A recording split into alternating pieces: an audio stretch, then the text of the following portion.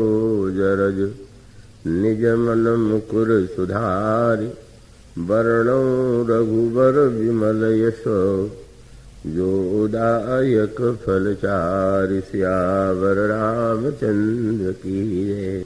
शरद ऋतु आई लक्ष्मण देखहु परम सुहाई फूले कास सकल मही छाई जनु वर्षा कृत प्रगट बुढ़ाई उदित अगस्त्य पंथ जल सोखा जिमि लोभहि सोखहि संतोषा सरिता सर निर्मल जल सोहा संत हृदय जस गत मद मोहा रस रस सूख सरित सर पानी ममता त्याग करहि जिमि ज्ञानी जानि शरद ऋतु खंजन आए पाई समय जिमि सुकृत सुहाए पंकन रेणु सोह अस धरणी नीति निपुण नृप कै जस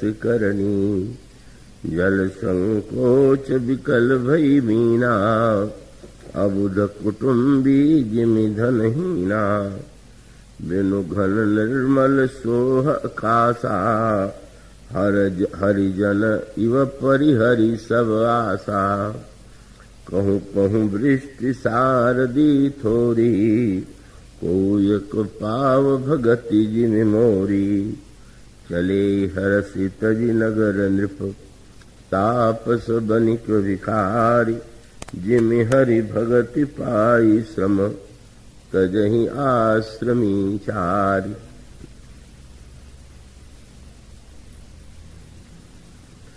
भगवत कथा रसिक महानुभावों, भक्तिमती देवियों, शरद पूर्णिमा के संदर्भ से कल एक प्रसंग प्रारंभ किया गया था। आज आपके समक्ष जो पंक्तियां पढ़ी गई हैं उसके वक्ता स्वयं प्रभु श्री रामभद्र हैं और श्रोता हैं उनके प्रिय अनुज लक्ष्मण। प्रभु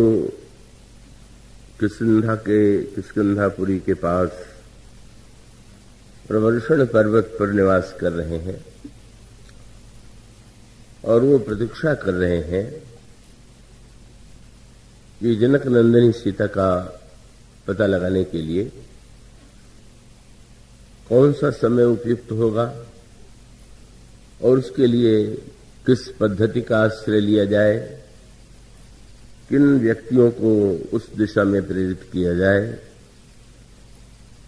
प्रभु ने वहां पर वर्षा ऋतु को देखा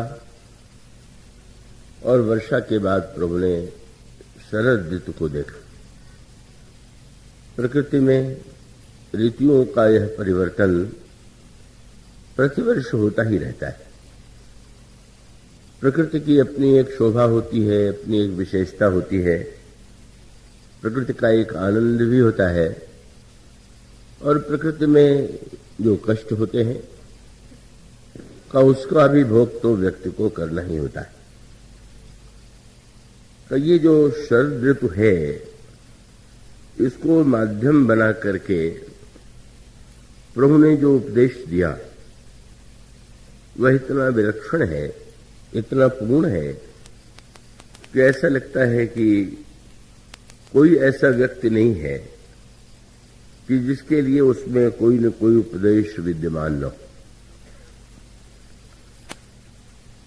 प्रभु श्री लक्ष्मण को प्रेरित करते हैं। लक्ष्मण वर्षा ऋतु व्यतीत हो गई और यह देखो परम सुहावनी शरद ऋतु आ गई। इसमें प्रभु ने प्रारंभ बड़े अनोखे शब्दों से किया।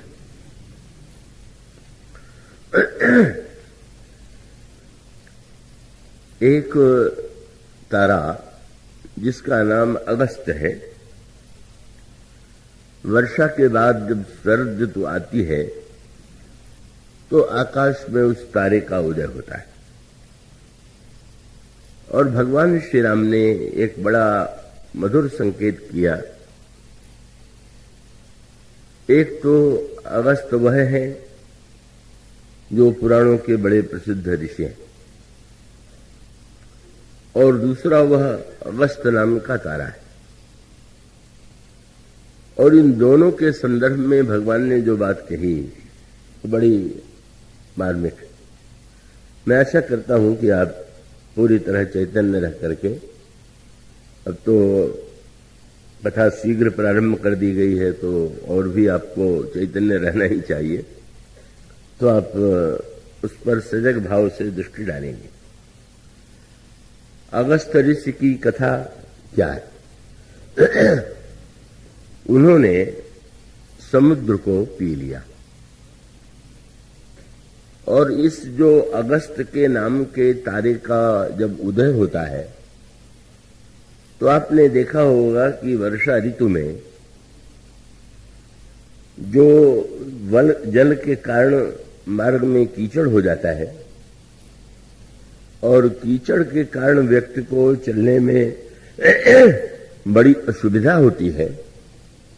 कहते हैं कि अगस्त के उदय से भगवान राम ने लक्ष्मण से कहा कि लक्ष्मण, उदित अगस्त पंथ जल सोखा। लक्ष्मण दृष्टि डालो आकाश में, अगस्त के उदय के बाद अगस्त ने पंथ के जल को सुखा दिया। और प्रभु कहते हैं कि जिम लोभ ही सोखई संतोषा। अगस्त की तुलना, अगस्त की कथा जो है वो पौराणिक संदर्भ में भी और भगवान राम ने जो व्याख्या की उस दृष्टि से भी बड़े महत्व की। आप रामचरितमानस में भी महर्षि अगस्त के महत्व से परिचित हैं। भगवान श्री राम अयोध्या से जब वन यात्रा की ओर प्रस्थान करते हैं तो पहले तो आपने चित्रकूट में अनेक वर्षों तक निवास किया, पर उसके पश्चात भगवान श्री राघवेंद्र महर्षि अत्रि से आगे आज्ञा लेकर के प्रस्थान करते हैं दंडकारण्य की ओर। ये जो दंडकारण्य की भूमि है, कहीं पर महर्षि अगस्त इसकी सीमा पर ही निवास करते हैं। और आप यह भी पढ़ते हैं कि भगवान श्री राम जब महर्षि अगस्त के आश्रम में जाते हैं तो वहां जाकर के प्रभु ने महर्षि अगस्त से एक प्रश्न किया। आप यह तो भली भांति जानते हैं कि भगवान जब वन यात्रा में किसी महापुरुष के पास जाते हैं तो उसके सामने कोई न कोई जिज्ञासा, कोई न कोई प्रश्न रखते हैं। और इसका श्री गणेश तो उसी समय से हो गया जब प्रभु ने तीर्थराज प्रयाग में महर्षि भरद्वाज के समक्ष प्रश्न रखा, निवेदन किया कि आप कृपा करके मुझे यह निर्देश दें, आदेश दें, कहु नाथ हम कहीं मग जाए, मैं किस मार्ग से जाऊं। और उसके पश्चात भगवान श्री राघवेंद्र जब ब्रह्मर्षि वाल्मीकि से मिलते हैं तो ब्रह्मर्षि वाल्मीकि से उन्होंने दूसरा प्रश्न किया। उन्होंने कहा कि महर्षि, मैं वन में निवास करना चाहता हूं, आप कृपा करके मुझे बतावें कि मैं कहां निवास करूं। अस जिये जान कहिए सोई ठाऊं, और सिए सौमित्री सहित जह जाऊं। और फिर भगवान राम महर्षि वाल्मीकि के आदेश का पालन करते हुए चित्रकूट में निवास करते हैं। और उसके पश्चात जब वे महर्षि अत्रि की आज्ञा से चित्रकूट से प्रस्थान करते हैं तो महर्षि अगस्त से उनका मिलन होता है। और महर्षि अगस्त से प्रभु ने यह पूछा कि आप कृपा करके बताइए कि मैं उस रावण का जो संसार को कष्ट दे रहा है उसका वध कैसे करूं। प्रभु का प्रश्न था कि अब सो मंत्र देव मुनि मोहि, जेहि प्रकार मारऊं सुरद्रोही। कल ये भी प्रसंग चल रहा था, जय भैया ने भी एक प्रस्ताव किया, विनीत खरे जी ने भी मेरे सामने यह कहा कि न हो तो इस बार प्रत्येक दिन एक नया प्रसंग, और वो नया प्रसंग जीवन में आने वाली जो समस्याएं हैं उन समस्याओं के संदर्भ में अलग अलग प्रसंग चुने जाए। तो ऐसे आप गहराई से विचार करके यदि देखेंगे तो सचमुच ये जो भगवान श्री राम ने इस यात्रा में अनेक महात्माओं के समक्ष प्रश्न रखे, वह प्रश्न तो उनके लिए एक लीला है, अभिनय। पर हमारे आपके जीवन में जो समस्याएं आती हैं उन समस्याओं का ही समाधान प्रभु महापुरुषों के द्वारा पाना चाहते हैं। और इसका अभिप्राय यह है कि हमारे आपके जीवन में भी समस्याएं आती हैं, कई प्रश्न आते हैं, और तब उन प्रश्नों का समाधान कैसे करें, उसका क्या उपाय। और आप इस क्रम की दृष्टि से विचार करके देखिए। पहला प्रश्न तो प्रत्येक व्यक्ति के सामने है, और वह प्रश्न अगर आप कहीं यात्रा करते हैं तो भी वो प्रश्न आपके सामने आता है। आप किसी अपरिचित नगर में जाते हैं जहां के मार्गों के विषय में आपको पता नहीं है, और तब आप पूछते रहते हैं कि भाई मैं वहां जाना चाहता हूं, वहां का मार्ग कौन सा है। भले मानुष मिल जाते हैं तो बता भी देते हैं, और ऐसे भी उलझाने वाले मिलते हैं कि उनको इसी में आनंद आता है कि इसको भटकने दो, वो किधर भी जाने के लिए प्रेरित कर देते हैं। तो इस एक नगर में यात्रा में हमें आवश्यकता है मार्गदर्शक, और तब हम सब अपने आप पर दृष्टि डालें, हम और आप कौन हैं। और तब हमारे शास्त्रों ने बड़ी मीठी बात कही कि प्रातः काल जब आपकी नींद खुले तो नींद खुलने के बाद आप तुरंत काम की हड़बड़ी में काम की दिशा में न बढ़ने लगे कि ये काम करना है, ये काम करना है।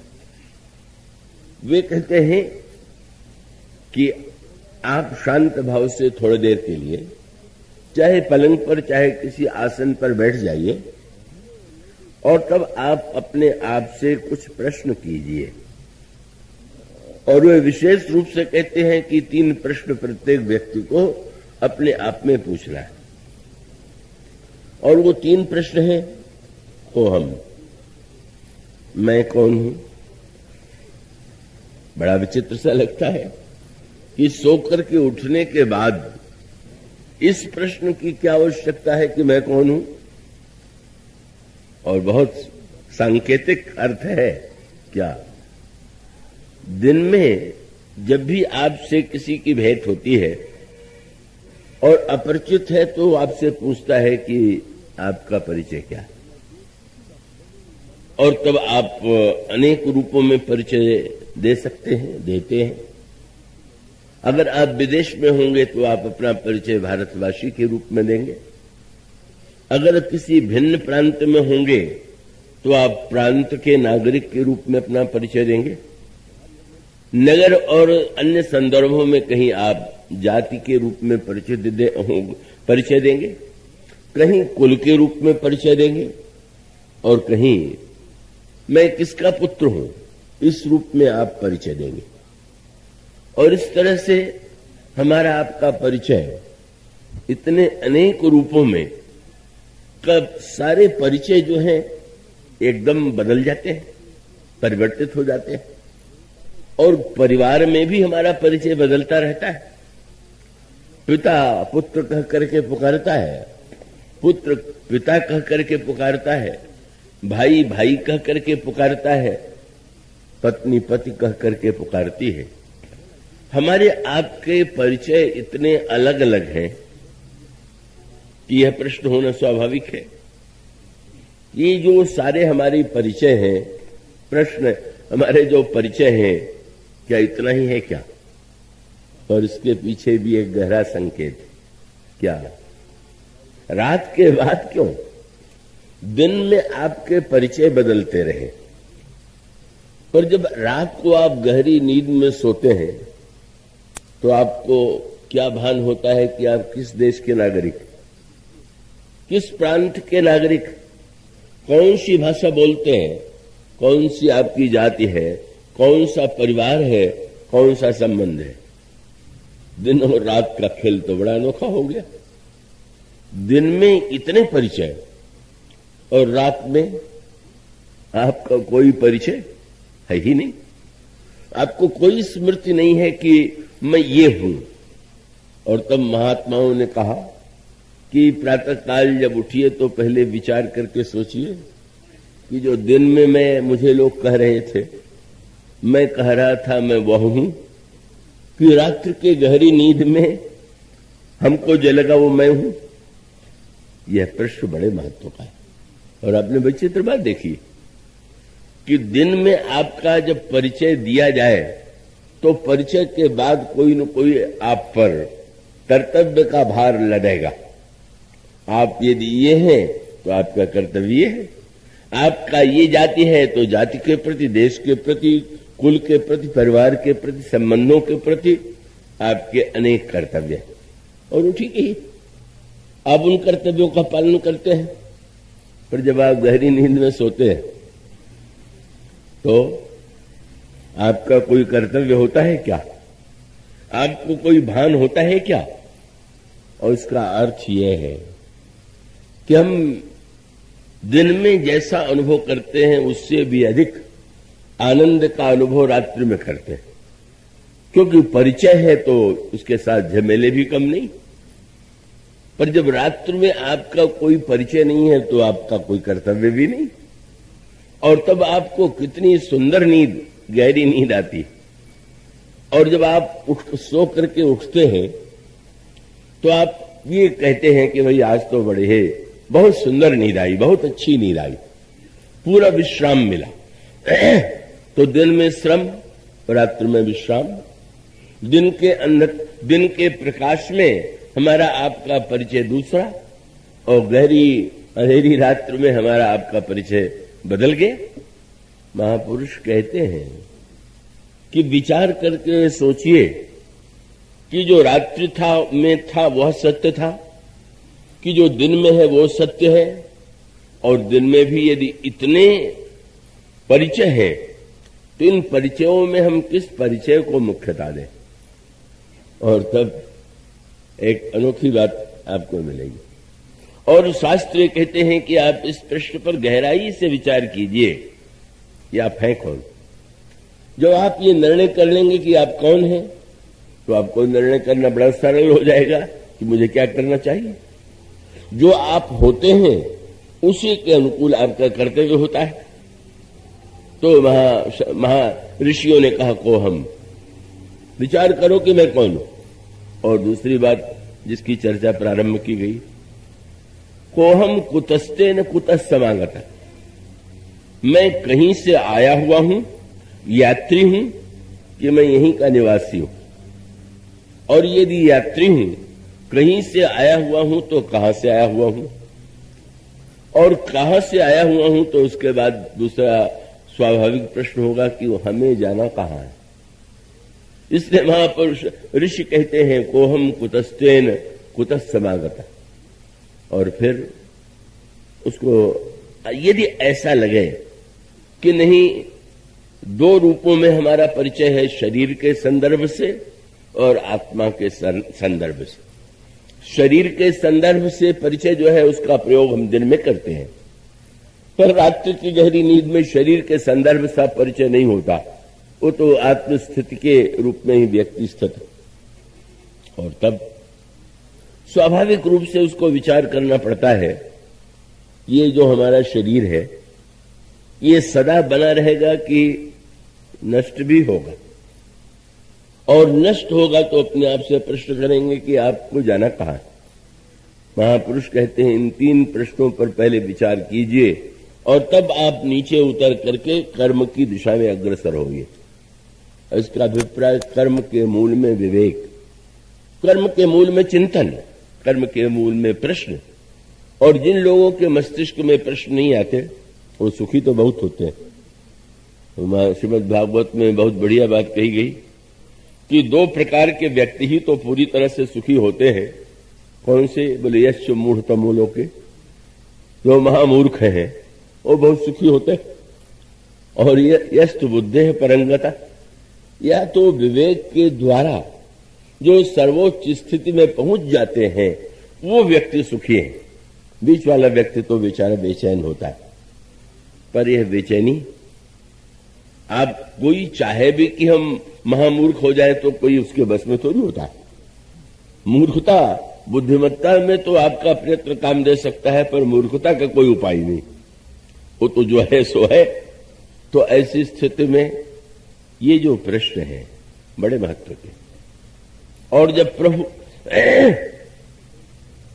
महर्षि भरद्वाज से कहते हैं कि महाराज मैं किस मार्ग से जाऊं, तो उनका संकेत यही कि आप और हम सब यात्री हैं और वो यात्रा के बीच का यह जो नया परिचय है ये आपका पड़ाव है। इस बात को ये जो पुनर्जन्म का सिद्धांत है वो बड़े महत्व का है।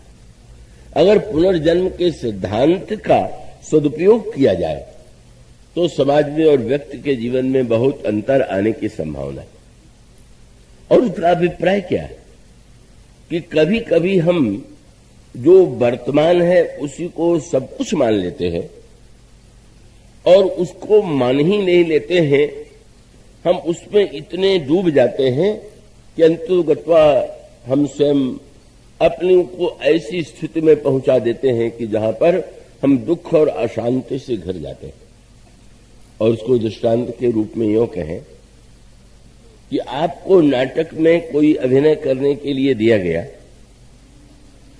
और जब आप नाटक के मंच पर अभिनय करेंगे तो आपकी कुशलता तो यही है कि आपका अभिनय नाटक न लग करके बिल्कुल यथार्थ लगने लगे।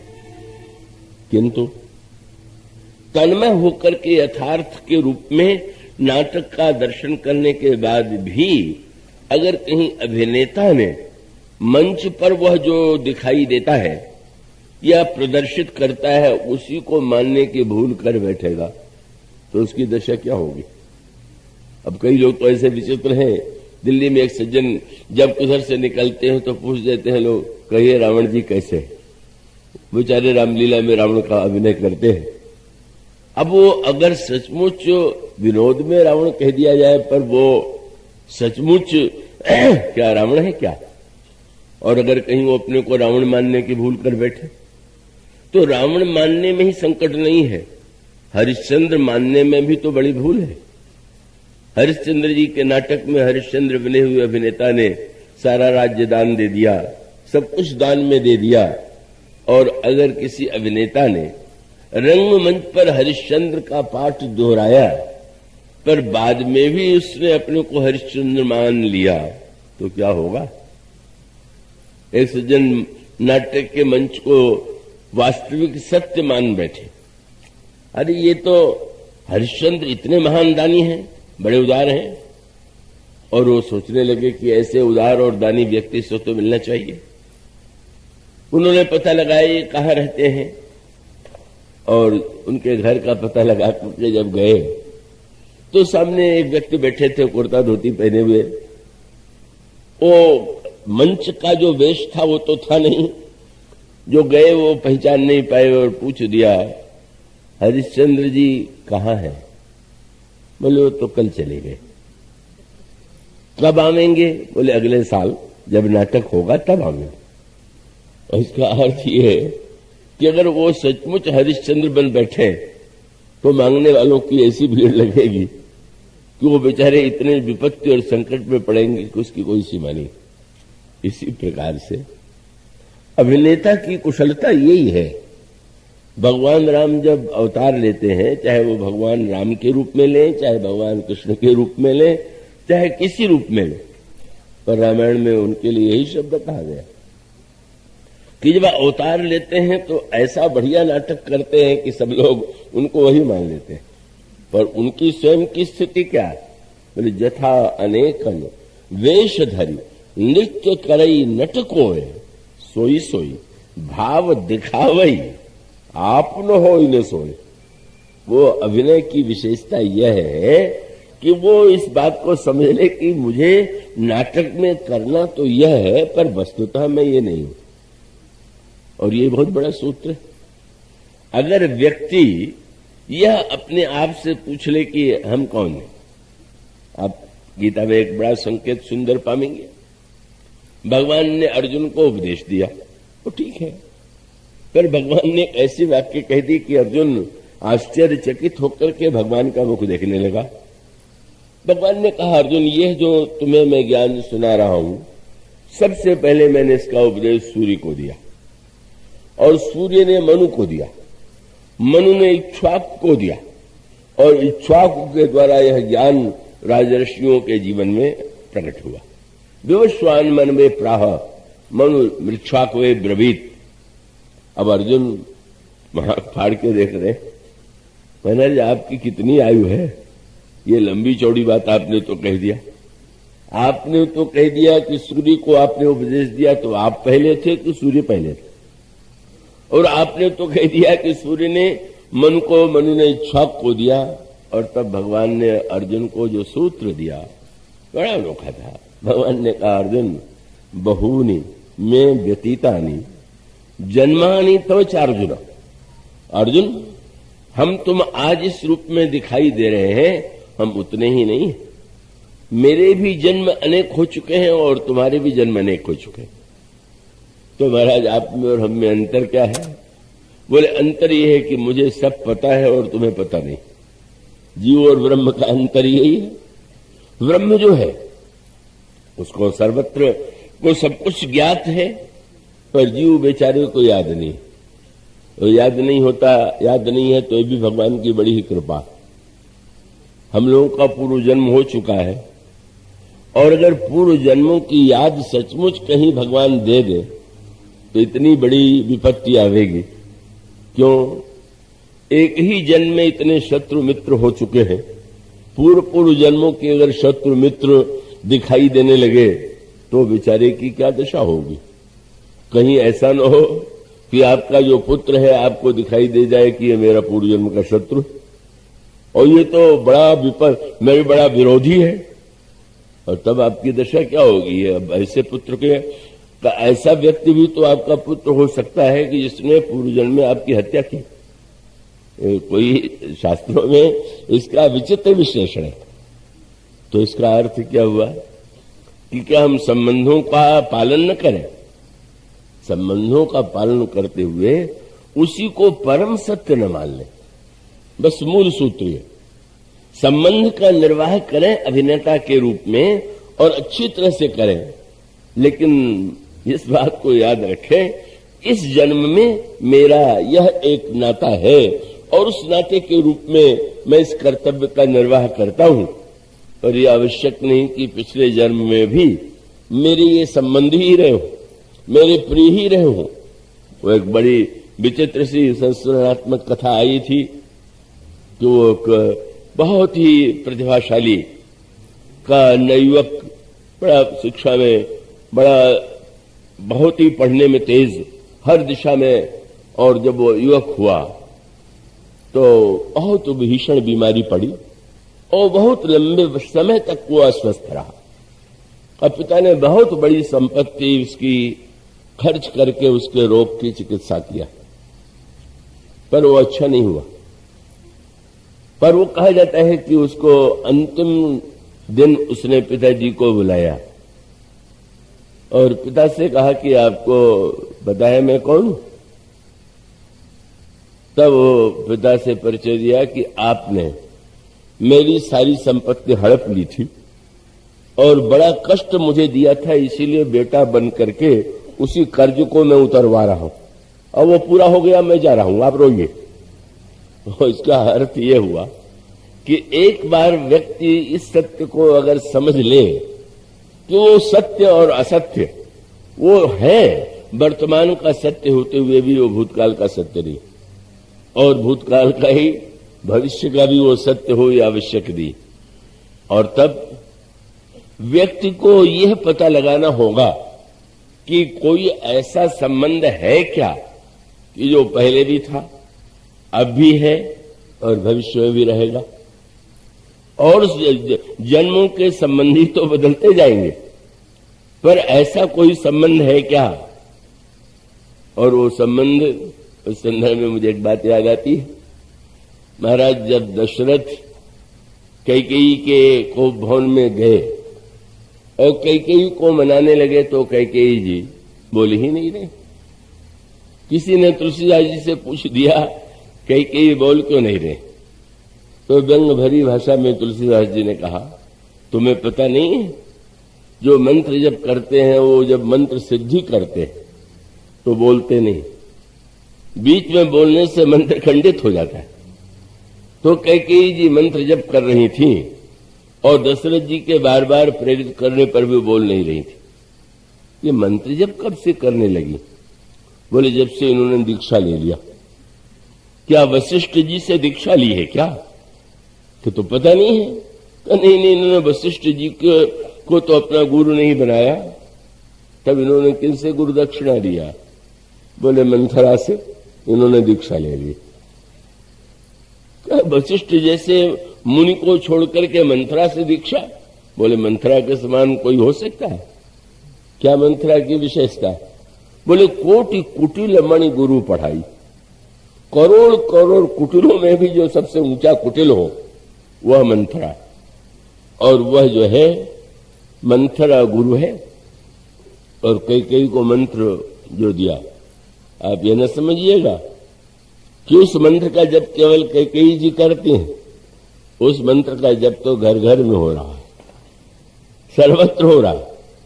और वह मंत्र क्या था जो मंथरा ने कैकेयी जी को दिया? समझाते हुए कहा कि ठीक है, राम आपको बड़ा सम्मान देते हैं, बड़ा प्यार करते हैं, सब कुछ है, पर देवी ये मत भूलिए कि अपना अपना ही होता है, पराया पराया ही होता है। क्या इस मंत्र का जाप घर घर में आप नहीं करते? ये तो महामंत्र है हम लोगों का। पूछ दीजिए कि किस शास्त्र में मंत्र लिखा हुआ है? क्या अपने पराये नहीं हो जाते हैं संसार में? अपने शत्रु नहीं हो जाते? क्या पराये मित्र नहीं हो जाते हैं? आप ये मंत्र दोहराए जा रहे हैं, और मंथरा के इस मंत्र पर कैकेयी ने यही तो मान के विश्वास कर लिया कि राम कुछ भी क्यों न हो मेरे सौत के बेटे हैं, और भरत कुछ भी, वो तो हमारा बेटा। यह जो महामंत्र है, यही मंत्र महामंत्र मंथरा ने दिया था, और यही मंत्र संसार में संघर्ष, झगड़े और भेद की सृष्टि करता है। ये मंत्र बहुत अच्छा है। कब? जब ये समझ लें कि अपना अपना ही होता है, पराया पराया ही होता है, फिर इसके साथ साथ यह भी जोड़ लें कि अपने तो एकमात्र भगवान है, और लोगों से तो अपना परायापन बदलता रहता है।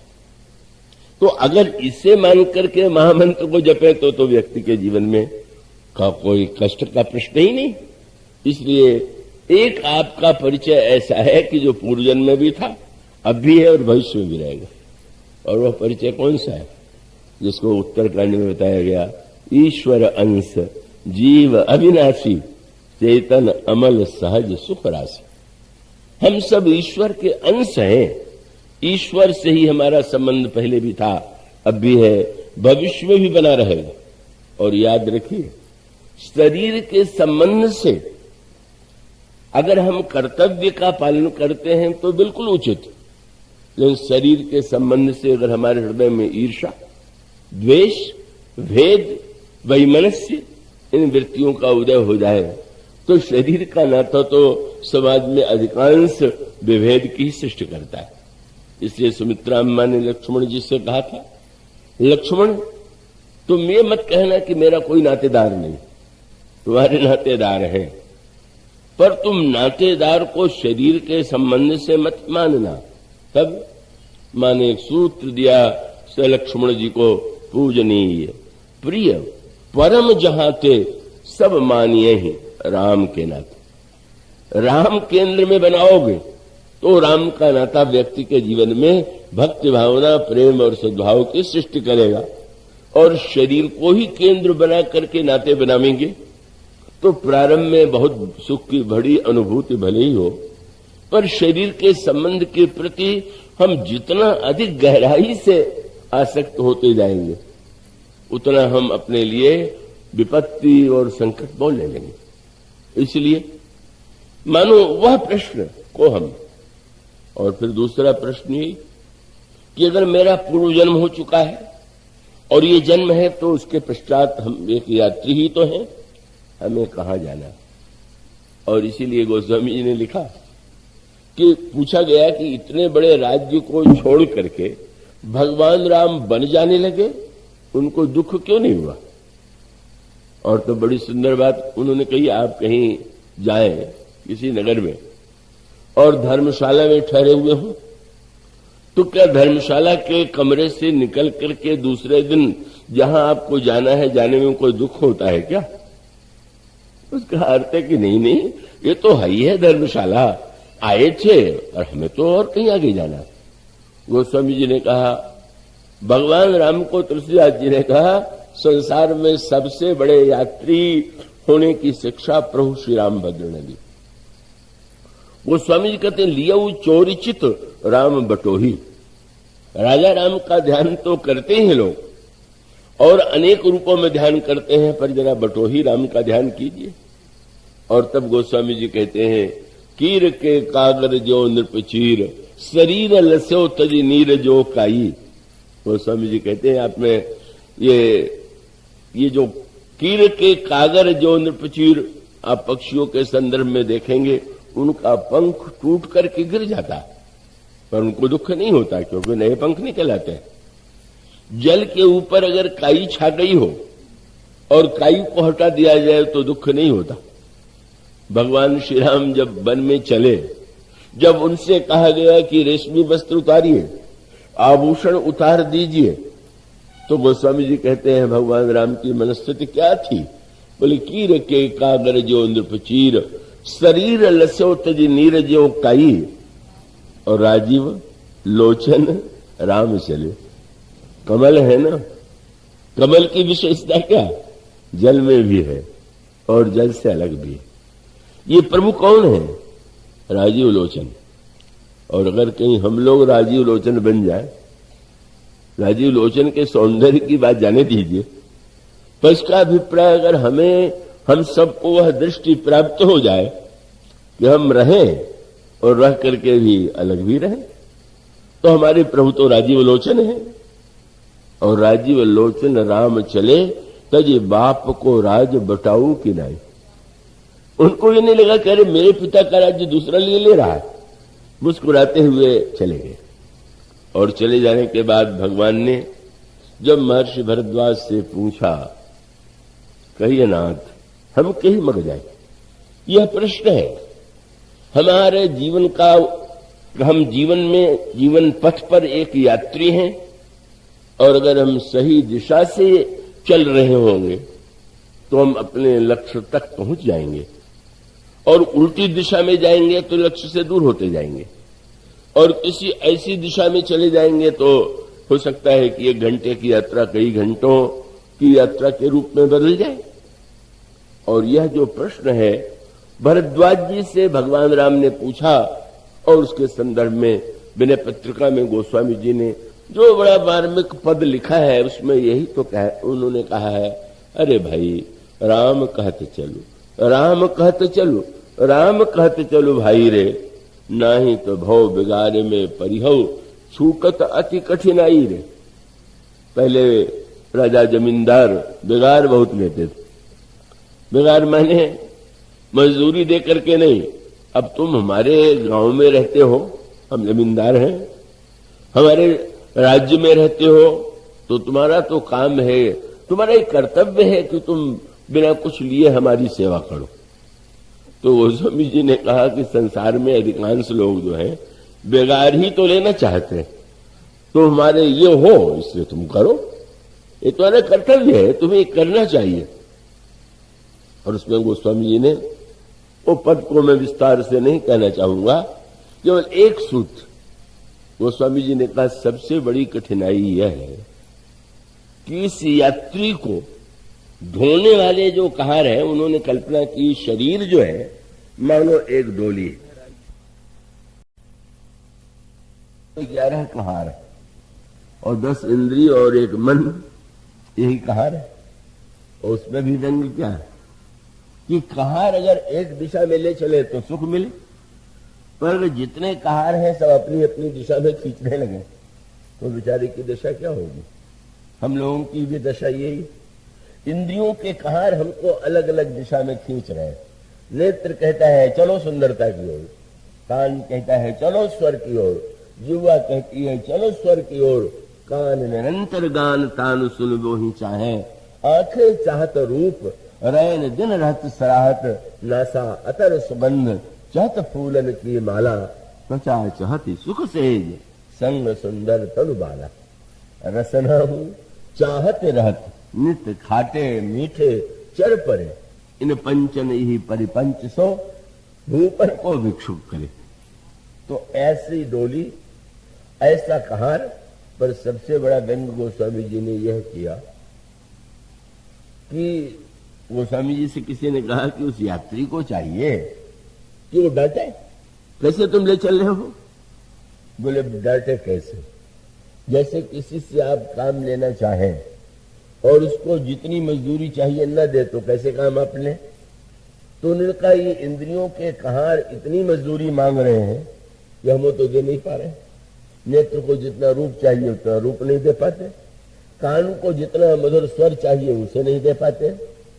तो किसी ने तुलसीदास जी को सुझाव दिया कि अच्छा अभी नहीं दे रहे हैं तो डोली को ले चलने वाले कहानों से कह दीजिए कि भाई हम जहां चलना चाहते हैं वहां हमें पहुंचा दो, हम तुम्हें पूरी मजदूरी चुका देंगे।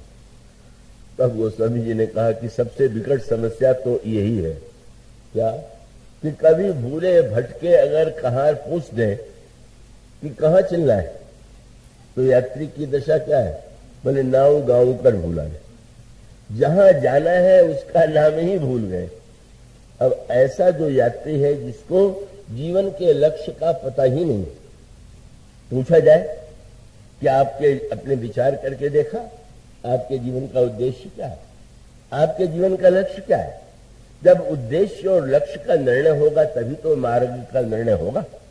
जब आप किसी से पूछते हैं तो पहले ये तो बताते हैं कि आपको इस मोहल्ले में जाना है, इसीलिए तो प्रभु और मुनि जी में अच्छा खासा व्यंग विनोद हो गया।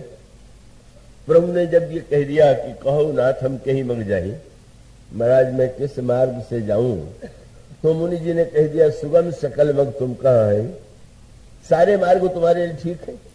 ये कोई उत्तर हुआ?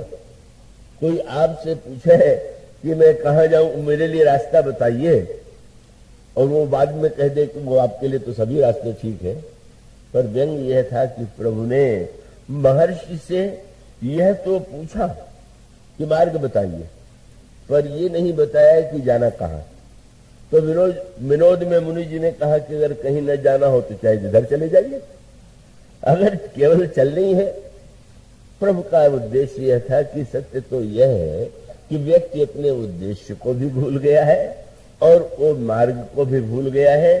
सत्संग का उद्देश्य है कि व्यक्ति को अपने लक्ष्य का भी ज्ञान हो और लक्ष्य के ज्ञान के साथ साथ उसको मार्ग का भी ज्ञान हो। और इस तरह से प्रभु ने पहला प्रश्न जो किया वो बड़े महत्व का सूत्र है। और आप देखेंगे कि महर्षि ने जैसे मार्गदर्शक को दिए प्रभु ने उन्हीं का अनुगमन किया। और फिर दूसरा प्रश्न, मैं कहाँ रहूं, मैं कहाँ निवास करूं? और उसमें प्रभु ने बड़ी मीठी बात की, मुझे आप ऐसा कोई स्थान बताइए कि जहां मेरे रहने से किसी को कष्ट न, मुनि उद्वेग न पावई कोई। मेरे किसी व्यवहार से, मेरे किसी आचरण से मुनियों को कष्ट न। तो प्रभु का मानो अभिप्राय यह है कि अगर हम जीवन में कहीं निवास करेंगे तो निवास करने में मूल तत्व क्या है कि हम यह ध्यान रखें कि हमारे कारण किसी दूसरे को उद्वेग तो नहीं हो रहा, कष्ट तो नहीं हो रहा, पीड़ा तो नहीं हो रही। अगर यह भावना व्यक्ति के जीवन में हो, भगवान श्री राम से पूछा महर्षि ने, रहोगे कहाँ? और प्रभु ने बड़ी ऊंची बात कही, राजमहल में रहते थे और अब जा रहे हैं वन में। राजकुमार ने पूछा कि मैं कहाँ रहूं?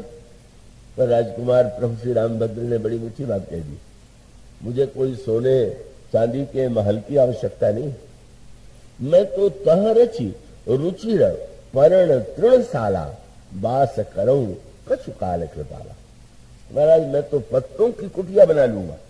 याद रखिएगा, पत्ते की कुटिया में भी बड़ा सुख मिल सकता है और सोने के महल में भी बड़ा दुख मिल सकता है, मिलता है, दिखाई देता है। और उस पत्ते की कुटिया में कितना सुख मिला भगवान राम सीता जी को, लक्ष्मण जी को, कि तुलसीदास जी ने यही कहा कि क्यों कहो चित्रकूट गिरि संपत्ति, महिमा मोद मनोहर ताई, तुलसी जहां बसी लखन राम सिंह, आनंद अवधि अवध विसराई। अयोध्या के महल की याद नहीं, परिवार की याद नहीं, बोले पर्ण कुटी प्रिय प्रियतम संगा, प्रिय परिवार वो कुरंग विहंगा, सासु ससुर सम मुनितीय मुनिवर, कंद मूल फल असन अमीय फर, नाथ साथ साथरी सुहाई, मैन सैन सम सुखदाई। तो मानो गोस्वामी जी यह बताना चाहते हैं, यह जो दिव्य आनंद में निवास है, प्रभु ने वह प्रश्न भी महापुरुष वाल्मीकि से किया, पर वो जो तीसरा प्रश्न भगवान राम ने किया, एक उद्देश्य, और वो उद्देश्य बड़े महत्व का है, और वह है उद्देश्य रावण का वध। वो उद्देश्य हम सब का है। हमारे जीवन में, आपके जीवन में जब तक रावण का वध नहीं हो जाएगा तब तक राम राज्य नहीं बनेगा, और जब तक राम राज्य नहीं बनेगा तब तक समग्र सुख, समग्र शांति व्यक्ति और समाज के जीवन में नहीं आ सकती। और वह रावण कौन है? भगवान ने इसके लिए महर्षि अगस्त्य का चुनाव किया। भरद्वाज जी जो है उनसे मार्ग की जिज्ञासा, वो परमार्थ पथ के विशेषज्ञ थे, परमार्थ पथ परम सुजाना। और वाल्मीकि जी ने रामायण बनाई थी, रामायण माने राम का अयन। तो बोले आप तो गृह निर्माण कला में बड़े विशेषज्ञ हैं, तो रहने का स्थान बताइए। पर ये जो रावण का वध है, ये रावण कौन है? बार बार संकेत के रूप में कहा गया, मोह दशमौलि तदभ्रात अहंकार पाकार जित काम विश्राम हारी, मोह रावण है। चाहे वो राक्षस के रूप में मोह है या जो रोग है उसके मूल में कौन है? मोह सकल व्याधिन कर मूला। मोह समस्त व्याधियों के मूल में है। नारायण भैया ने मानस रोग के प्रसंग की भी का एक सुझाव दिया था।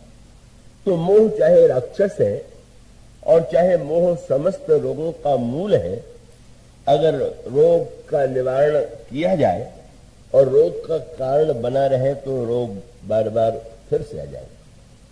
और रोग के मूल में कह दिया गया कि मोह सकल व्याधिन कर मूला, समस्त व्याधियों का मूल मोह है। और रावण के लिए भी कहा गया कि मोह जो है वो लंकाधिपति रावण है। माने मोह दो प्रकार का है। अगर किसी व्यक्ति को ये लगता है कि मैं रोगी हूं, तो उसके लिए मोह जो है रोग का कारण है। और किसी व्यक्ति को लगता है कि मैं रोगी नहीं हूं, सारा संसार का रोगी है, तो मोह उसका राक्षस है। ये दो तरह के रोगी होते हैं। एक व्यक्ति वह है कि जो अपनी बुराइयों को, अपनी कमियों को जानता है, मुझे कमी, और कमी कैसे मिटे। और दूसरा व्यक्ति वो सोचता है में और कोई कमी। इसलिए हनुमान जी महाराज जब रावण की सभा में गए, तो रावण की सभा में जाकर के प्रभु ने हनुमान जी को क्यों भेजा था? इसलिए भेजा था कि प्रभु को यह लगा कि हनुमान जी रावण के गुरु, साक्षात शंकर जी के अवतार हैं। और ये कहा गया कि मन के रोगों को नष्ट करने वाला वैद्य जो है वो गुरु। तो भगवान का संकेत था कि वैद्य जी जाइए, चेला रोगी हो गया है, उसको दवा देके ठीक कर दीजिए तो ठीक ही है, नहीं तो बाद में तो मुझे शल्य चिकित्सा ऑपरेशन करना ही पड़ेगा। और इसीलिए प्रभु ने भेजा। और वैद्य जी तो बड़े कुशल थे, बता दिया। और वही बात कही जो इस प्रसंग में है, रावण लंकाधिपति, तुम्हारे रोग का मूल है मोह, मोह मूल। तुम्हारे जीवन में वह मोह, मोह का अर्थ यह है जो सब कुछ जानते हुए भी उसके विरुद्ध आचरण करता है, वही मोह का रूप। बस आप गहराई से विचार करके देख ले तो समस्या जानने से वैदिक है, जानबूझ करके भी वही कार्य दोहराना, वही कार्य करना, वही भूल करना। हनुमान जी ने कहा, रावण तुम तो महान पंडित हो, मैं तुमसे नहीं कहूंगा कि तुम अज्ञानी, पर मैं ये जरूर कहूंगा कि तुम्हारी समस्याओं के मूल में मोह, और इसलिए मैंने तुम्हारे रोग को समझ लिया। ये मोह का मूल है। इस मोह को तुम्हारे हृदय से यदि मिटा दिया जाए तो तुम स्वस्थ हो जाओ। और इसके लिए दो वस्तुएं हनुमान जी ने कही, उनका मैं तुम्हें दवा भी बता रहा हूं और तुम्हें पथ्य भी दे रहा हूं। पथ्य क्या है? बोले त्याग हूं तम अभिमान, तुम अपने जीवन के तमोगुणी अभिमान को छोड़ दो। बहुत सुंदर बात यहां पर कही गई। कई बार कहा जाता है कि अभिमान को छोड़ दीजिए, अभिमान छोड़ दीजिए। अभिमान छोड़ देने की बात कहना सरल है, और अभिमान छूटता उठता नहीं। व्यक्ति भले ही समझ ले कि वो अभिमान रहित है। अभी एक सज्जन बम्बई में मिले, किसी प्रसंग में कहने लगे कि क्या बताएं, पुरुषों की वृत्ति में अभिमान होता है। तो मैंने पूछा कि आप में है कि नहीं? बोले मुझ में नहीं। तो मैंने कहा इससे बढ़कर के अभिमान क्या होगा कि मुझ में अभिमान नहीं। ये बड़ी समस्या है ना। अपने को ये समझ लेना कि मुझ में अभिमान नहीं है, ये नहीं है। अभिमान को भी क्रमशः पहले तमोगुणी अभिमान को छोड़िए, रजोगुणी अभिमान स्वीकार कीजिए। फिर रजोगुणी अभिमान को स्वीकार करने के बाद फिर सतोगुणी अभिमान को स्वीकार कीजिए। अभिमान को जीवन में क्रमशः स्वीकार कीजिए और उनको छोड़ते जाइए। तमोगुणी अभिमान का अर्थ है दूसरों को कष्ट देकर, दूसरों को नीचा दिखा करके जो सुख पाने की वृत्ति है, वो तमोगुणी अभिमान है। पहले व्यक्ति यही चेष्टा करे कि नहीं, हम दूसरों को पीड़ा पहुंचा करके, कष्ट दे करके कोई उन्नति करने की चेष्टा नहीं करेंगे। और फिर उसके लिए रजोगुणी अभिमान, खूब पुरुषार्थ करे, खूब प्रयत्न करे, व्यापार में, उद्योग में, जीवन में, पूरा रजोगुण। रजोगुण के पहले सतोगुण नहीं आता है, कई लोगों को भ्रम हो जाता है। रजोगुण के आने के पहले तमोगुण आ जाता है। निष्क्रियता जो है वो तमोगुण है, ये भी एक तमोगुण का पक्ष है। और तब मानो पुरुषार्थ करने के लिए हम रजोगुण करें, रजोगुण को स्वीकार करें। ये नहीं कि हम दूसरों से ईर्ष्या करते रहें या दूसरों को गिराने की चेष्टा करते रहें, हम उन्नति करके आगे बढ़ेंगे। और एक बार रजोगुणी अभिमान जब उसका परिणाम अच्छे और बुरे दोनों रूप में आवे, तब व्यक्ति को चाहिए कि वह जो है सतोगुणी अभिमान को जीवन में स्वीकार करे। चाहे वो देश का अभिमान है, चाहे जाति का अभिमान है, चाहे परिवार का अभिमान है। का इसलिए का रावण को भी उपदेश दिया जा रहे, तुम किस कुल के हो? ऋषि पुनस्त जस विमल मयंका तेहि ससी महाजन हो कलंका। तुम तो पुनस्त ऋषि के कुल में, मैं इस कुल में उत्पन्न हुआ हूं। यह अभिमान लेकर के अगर हम सत्कर्म करें कि हम इस कुल में है तो इस कुल में हम कोई बुरा कार्य नहीं करेंगे, इस जाति में है तो हम इस जाति के नाते हम कोई बुरा कार्य नहीं करेंगे। यह न हो कि जाति और कुल का अभिमान तो पाल लें और बुराई को छोड़ने की चेष्टा ही नहीं करें। तो ये अभिमान भी अच्छा है और स्वीकार करना चाहिए। और उसके बाद जब सतोगुणी अभिमान के द्वारा सत्कर्म करें, दान करें, सम्मान दें, का सामाजिक सेवा करें, दुखियों और दीनों की सहायता करें, तब इस सात्विक अभिमान को भी एक दिन छोड़ना पड़ता है। इस सात्विक अभिमान से ये तो बहुत बाद की बात है, प्रारंभ से ही आप उसको छोड़ने की कल्पना न कीजिए। कैसे जन मुझसे कहा कि ऐसा मुझे उपदेश दीजिए कि मेरे हृदय में भरत जी ऐसी भक्ति आ जाए। मैंने कहा सुग्रीव जैसे बन जाइए, बाद में भरत जी की चर्चा करेंगे। हाँ, पहले वो तो बनिए, जहां आप हैं सीधे आप श्री भरत से भरत की ही अपनी तुलना करेंगे। इसलिए हनुमान जी ने रावण से नहीं कहा कि अभिमान छोड़ दो। रावण, मैं केवल इतना चाहता हूं कि तुम रजोगुणी अभिमान भी बनाए रखो, सतोगुणी अभिमान भी बनाए रखो। तुम राजा हो तो राजकार्य चलाने के लिए रजोगुणी अभिमान की आवश्यकता है। तुम पूजा पाठ यज्ञ आदि करते हो तो सतोगुणी अभिमान, पर कम से कम इतना तो करो कि मोह मूल बहुशूल प्रद त्याग हो तम अभिमान। ये जो तमोगुणी अभिमान है इसे तो छोड़ दो। और फिर दवा बता दिया, पथ्य तो ये करो कि तमोगुणी अभिमान छोड़ दो। रोग ये है कि मोह मूल में, और दवा क्या है? बोले भजन राम रघुनायक कृपा सिंधु भगवान। प्रभु की भक्ति के द्वारा जब तमोगुणी अभिमान तुम छोड़ दोगे तो सारे विकार नष्ट हो जाएंगे। तो रोगी कितना अनोखा। हनुमान जी ने कहा, रोगी बेचारे उनका मुंह सूख जाता है। डॉक्टर के पास कोई भयानक रोग अगर सुनने को मिल जाए तो आतंकित हो जाता है। हनुमान जी ने रावण को सबसे बड़ा रोगी बता दिया। तो रोगी कैसा है? बोला भी हंसे, खूब हंसा। जब वैद्य की बात सुनकर के रोगी को बहुत हंसी आ गई और बोला भी हंसी, महाअभिमानी। हनुमान जी ने कहा कि तुम तमोगुणी अभिमान छोड़ दो। उसने कहा, तुम्हारे कहने से मैं तो अभिमान को ही महाअभिमानी। और तुरंत कहा, मिला हम ही कभी गुरु बढ़ गया नहीं।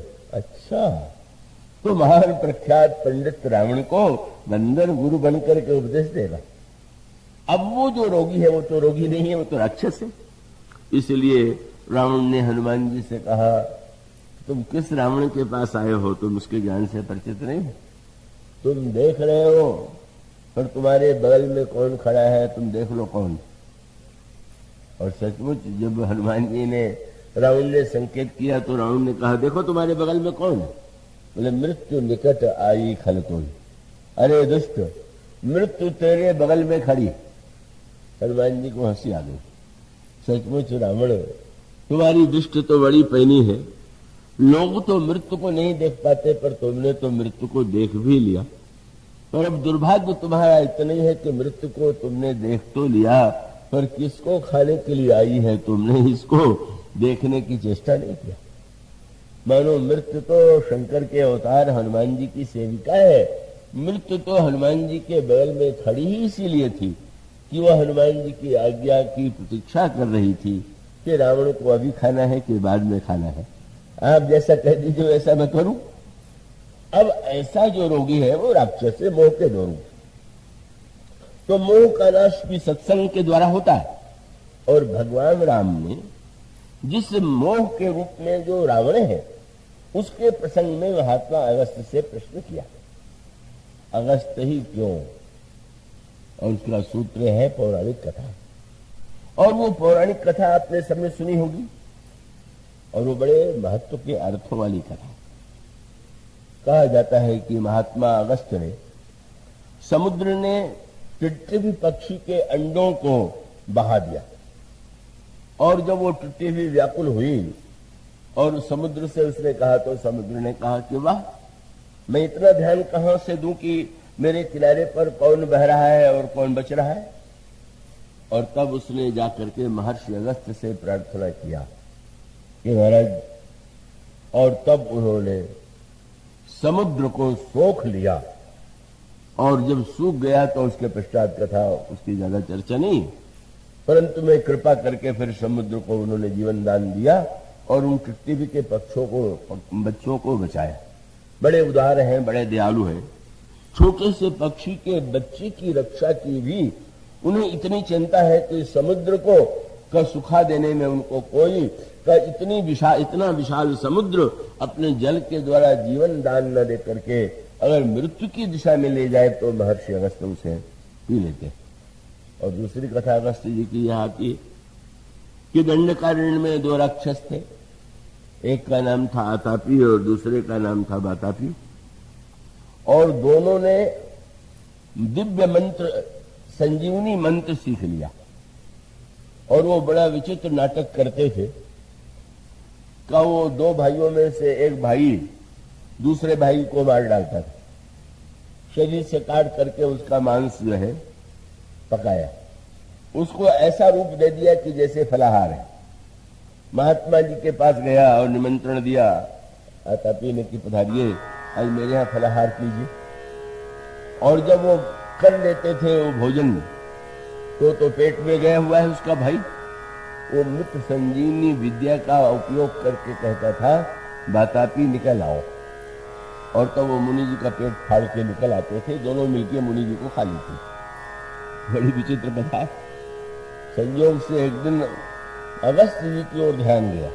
ये उत्तर भारत से दक्षिण गए थे मुनि ने, और महात्मा तो थोड़े से सावधान होने लगे थे कि एक ऐसा निमंत्रण देने वाला है जो बड़ा खतरनाक है, ये नया नया साधु आया हुआ, इसी को बुलाना चाहिए। अगस्त जी को निमंत्रण दिया और अगस्त जी जब पधारे तो उसने वही किया।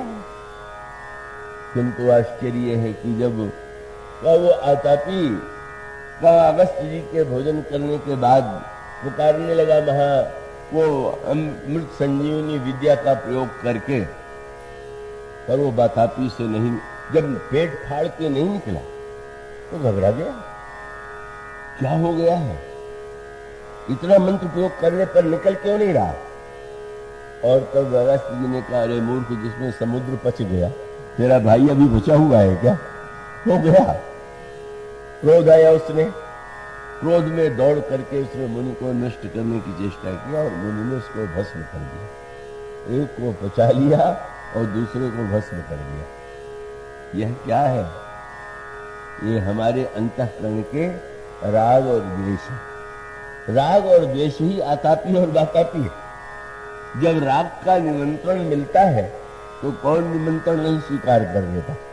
बड़े राग का जहां निमंत्रण हो, पर याद रखिए, राग के साथ ही द्वेष का जो बातापी है, जहां राग है वहां तो फिर द्वेष कहीं न कहीं किसी न किसी से, या जिससे राग है उसी से ही इसकी संभावना है। और तब मानो संकेत ये है, महर्षि अगस्त कौन है? ये कुंभज है। कुंभज ने समुद्र को पी लिया। कैसी संकेत भरी भाषा, छोटा सा घड़ा और समुद्र को पी जाए। पर मानो संकेत यह है कि हम और आप जितने हैं, हमारा और आपका शरीर कुंभ ही तो है, घड़ा ही तो है, और इस घड़े का निर्माता ईश्वर है। और इसलिए मलिक मोहम्मद जायसी नाम के एक बड़े कवि हुए हैं, सूफी भावना वाले, तो बड़े कुरूप थे देखने में। कब वो राजा की सभा में गए तो उनको देख करके हंसी आ रही थी, राजा को भी और लोगों को भी। पर उन्होंने भी हंस करके उन लोगों की ओर देखा और ये पूछा कि आप लोग किस पर हंस रहे हैं? कौन बोले? पर उन्होंने बड़ा मीठा प्रश्न किया, हम पर हंसी कि कोहरे, घड़े पर हंस रहे हो कि कुम्हार पर हंस रहे हो? घड़ा टेढ़ा है तो कुम्हार की उसमें भूल देखना चाहिए कि घड़े का क्या दोष। और याद रखिए, शरीर तो कुंभ है और अगस्त है विवेक। व्यक्ति तो घड़े के समान है, पर उस शरीर में अगर विवेक का उदय हो जाए तो व्यक्ति जो है मोह के समुद्र को भी सुखा सकता है। यह महानतम अगस्त की विशेषता है। और वह मानो एक को पचा लिया और एक को जला दिया। राग को पचा लीजिए, देश को जला दीजिए, ऐसे महान महापुरुष हैं अगस्त।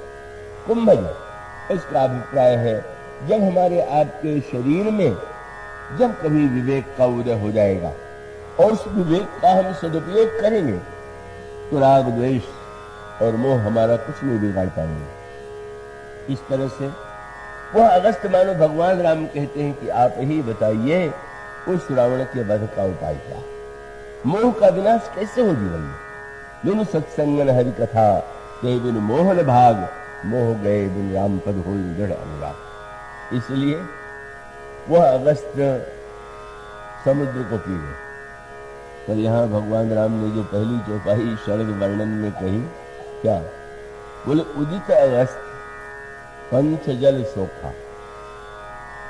अगस्त के रूप में जो उदय हुआ वो मार्ग का जो जल है वो सूख गया। तो किसी ने गोस्वामी जी से विरोध किया कि ये तो बड़ा पतन हो गया अगस्त्य जी। समुद्र का जल सोखते थे तो कोई शोभा थी, अब मार्ग में जो जल है उसको सुखाने लगे, इनकी महिमा है कि उतनी इनकी निंदा है। बहुत बड़ी बात कर दी गई।